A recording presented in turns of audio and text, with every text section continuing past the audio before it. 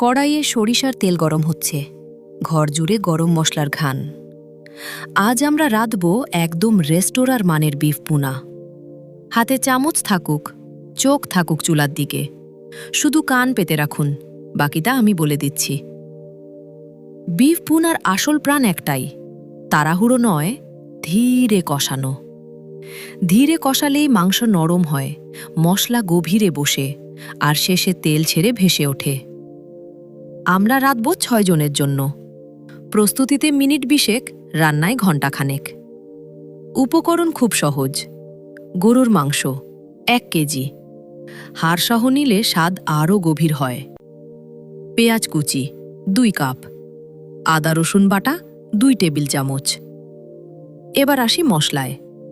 হলুদ গুঁড়া ১ চা চামচ, মরিচ গুঁড়া ১ থেকে ২ চা চামচ আপনার ঝাল বুঝে, ধনিয়া গুঁড়া আর জিরা গুঁড়া ১ চা চামচ করে, আর গরম মশলা গুঁড়া ১ চা চামচ। রান্নার জন্য আধা কাপ সরিষার তেল, সঙ্গে ২-১টা তেজপাতা আর সামান্য গোটা গরম মশলা, আর লবণ স্বাদমতো। চুলা মাঝারি আঁচে কড়াইয়ে আধা কাপ সরিষার তেল গরম করুন। হালকা ধোঁয়া উঠলে ঝাঁঝটা একটু কমে আসে। এবার তেজপাতা আর গোটা গরম মশলা ছেড়ে দিন।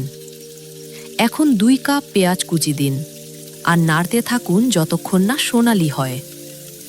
এই পেঁয়াজ ভাজাই পুরো ভুনার ভিত্তি। সোনালি হলে আদা রসুন বাটা দিয়ে কাঁচা গন্ধ যাওয়া পোড়া পর্যন্ত কষিয়ে নিন। এবার হলুদ গুঁড়া আর মরিচ গুঁড়া দিন, সঙ্গে সামান্য পানি ছিটিয়ে দিন।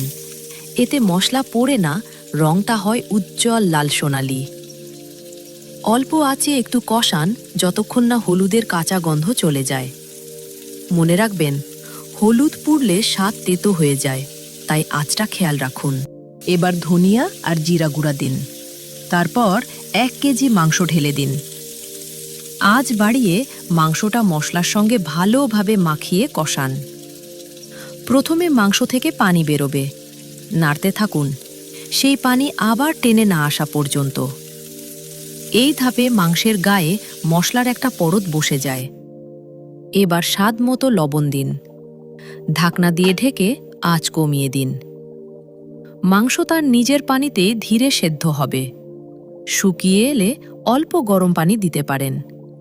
এই ধীর রান্নাটাই মাংস নরম করার আসল চাবিকাঠি। মিনিট ৪০ থেকে ঘণ্টাখানেক লাগতে পারে। আর ঠিক মাঝপথে আধা চা চামচ গরম মশলা দিয়ে দিন।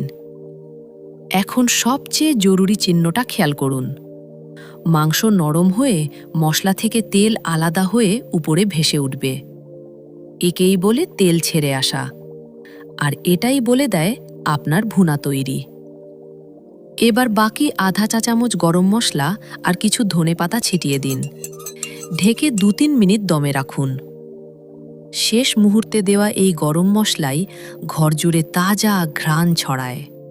ব্যাস, গরম গরম পরিবেশন করুন সাদা ভাত, পোলাও বা পরোটার সাথে। মজার কথা, এক রাত রেখে দিলে স্বাদ আরও খোলে।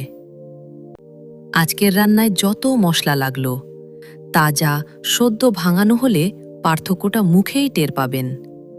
স্পাইস ঘরে তাজা মশলা পেতে ঘুরে আসুন spiceghar.com থেকে।